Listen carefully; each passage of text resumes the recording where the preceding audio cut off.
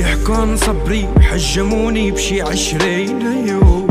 كل يوم بكفر فيكي وبعد الساعة 12 بتوب. اسمعي صوتي شوفي صدري كله ندوب. ما اضطر علينا صبري صبر أيوب عودي. خليتك بموسيقتي ما تموتي.